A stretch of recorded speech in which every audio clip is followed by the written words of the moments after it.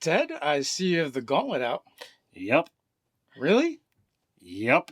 Bugbears. Yeah, those videos tend to do pretty good. I mean, they've got good reach. Okay, Ted. Fiery Fists of Fury! D&D character builds.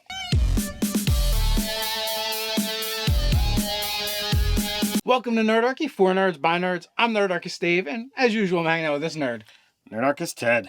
Maybe it's the first time visiting Ted's basement. It's a place where we like to discuss news, views, and homebrews for 5th edition Dungeons & Dragons. Sometimes we even talk about other role-playing games. So if you don't want to miss a single video, don't forget to hit that subscribe button and attune to that notification bell. Alright, so let's talk about this video a little bit. Fiery Fists of Fury. We're talking about how much reach can we get with a particular attack. All right, so if you guys have been watching for a while, you know that I'm a big fan of bugbears. I've liked them for a while. So while helping out a friend with their character build, he was talking about Way of the Four Elements Monk. Specifically, he brought up Fangs of the Fire Snake. And I'm like, oh, this is really cool. You can punch someone from farther away. That's really neat. And I finished helping him, but that sat in the back of my brain. I'm like, how far away can I get and still be able to punch somebody?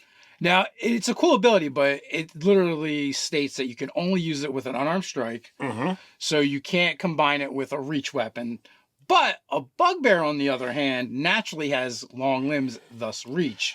Exactly. So that's where my brain went to first. And I'm like, all right, bugbears, already have, that extra reach. So they're hitting somebody out at 10 feet. If we add, Fangs of the Fire Snake, now we're punching it at 20 feet away. That's really cool. But I'm like, I wonder where else we might be able to go. I'm pretty sure, that's not all. You had these ideas percolating, and you brought it up, and we started doing some research. You had done a bunch of it already, and one of the things you brought up was Battlemaster and Lunging Strike, one of their maneuvers.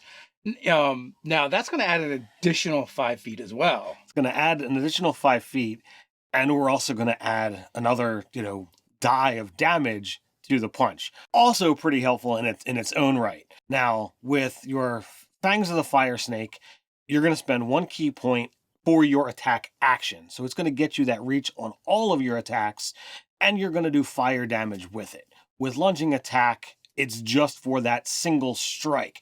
So you do have to be careful with how you're doing it. As we're putting this together, we wound up finding another space that we can get some extra reach on as well. Right. I mean, the other thing isn't technically a reach, but we thought it would be interesting to add this build. All right, so before we get into the final thing, it's worth mentioning Fangs of the Fire Snake. If you hit, you can spend an additional key point. That will give you another die 10 of fire damage. So now we're at a die 10, a die 8, plus the actual strike itself. That's quite a lot of resources, going into, a single strike. But you got the ability to really, dial it up and have a lot of fun with it. So while that sounds like a fun and killer combo, know what else might be a killer combo? That's going to be the sponsor for our particular video, and that is going to be from 1985 Games Dungeon Craft. Currently on Kickstarter, Dungeon Craft is a book full of over 1,000 2D map pieces. They're reversible, so you could have, a tree on one side and something else on the other. The great thing that I like about these is the buildings. You got the roof on one side. You can space it around your battle grid, and okay, that's a building with the door icon marked, but when you flip it over, characters can actually go inside. So you have a fully interactive terrain piece, and you don't have to worry about them taking up shelves and shelves worth of space because they're all flat and ready to go. When I first heard about this product, it was something that I was exactly looking for. I had just used, paper cutouts at my own table that were just blank pieces of paper with the word house written on it. And I'm like, I really need this. And, I got a sample product and I'm like, this is exactly what I was looking for. So if you happen to be looking for flat terrain pieces that you can be able to use to customize your game, whether you're looking at urban, whether you're looking at nature, whether you're looking at dungeon, they've got all the options all within Dungeon Craft. Yeah, this is a great option, especially for the DM on the go, where 3D modular terrain is great and awesome, but not so much when you're carting it around all the time and you're going to need suitcase after suitcase just to move this stuff around. Instead, this can all fit right in a folder, put it right under your arm, put it with your books, be able to lay it out as you need it. You don't have to do a huge elaborate build before bringing your players on to play the game. You just pull them out of the folder, set them down as you need them. You're ready to go, easy peasy. So whether you're looking to, travel to a friend's house or travel to a convention, highly recommend using Dungeon Craft. So travel on down to the description and click that link and give them a look-see. All right, next up we went to the Ranger Horizon Walker. At 11th level, they get this cool ability called Distance Strike. And what that allows them to do is before each attack, when they make the attack action, they can teleport 10 feet. So as Dave says, it's not quite reach, but you get that little bit of extra coverage and you get to teleport between every attack. You're bouncing around the battlefield, so you're really not getting any chances of attacks of opportunity because it's a teleport. And if you wind up attacking in this attack action 2 different creatures, you can attack a 3rd creature for free as part of Distance Strike. And worth mentioning, going along with that, we're going to have extra attack at this point. So that's 2 attacks around. If we spend a bonus action as a monk, we can just take an offhand attack as an unarmed strike. Or we can spend an additional key point and get an additional attack for a total of 2 for that bonus action. So that brings us up to normally being able to do 4 attacks. And then on top of that, we get this extra one. That's 5 attacks in a round. But we're not done because we already talked about being a battle master, which means we needed to be a 3rd level fighter, which means we've got action surge. It does. And that will give us an additional 3 attacks. So 8 strikes in one round.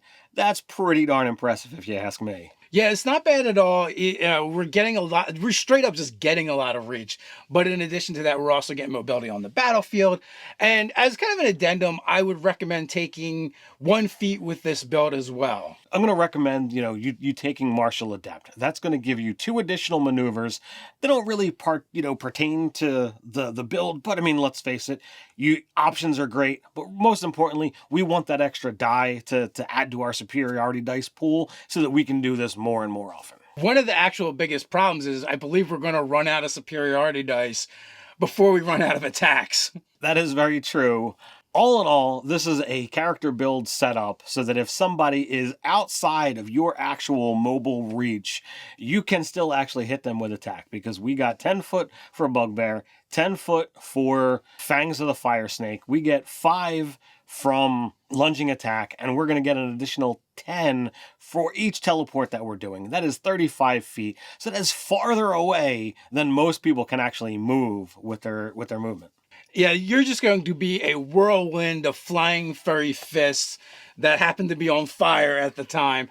So, we thought it'd be fun to do. We're not saying this is maybe an amazing build to play, but it's kind of like a cool, one-trick pony type thing to throw into your game. And it's a lot of fun. So feel free to use this as a player. Feel free to use this as an NPC. Oh yeah, definitely as an NPC. I can see a DM having a lot of fun with this, where the Bugbear is just wrecking everything in a 40-foot radius around it. The mage or the wizard is in the back of the party thinking, I should be safe here, and gets punched in the face with a flaming fist for sure. The question is, what do you folks think? We had a place where we can discuss it down in the comments. Did we miss anything? Is there another way to get reach? Let us know. Before we head on out of here, let me take a moment to invite you to join the Nerdarchy Adventuring Party over on Patreon. What can they expect over there, Ted? We're creating products for 5th edition Dungeons & Dragons every month that both players and DMs alike can drop right into their game. But that's not all. We do monthly giveaways, and as a patron, you automatically get entered. But that's not all. We also do weekly hangouts with our patrons and more. So quest on down to the description, join the Nerdarchy Adventuring Party, and until next time, Stay nerdy.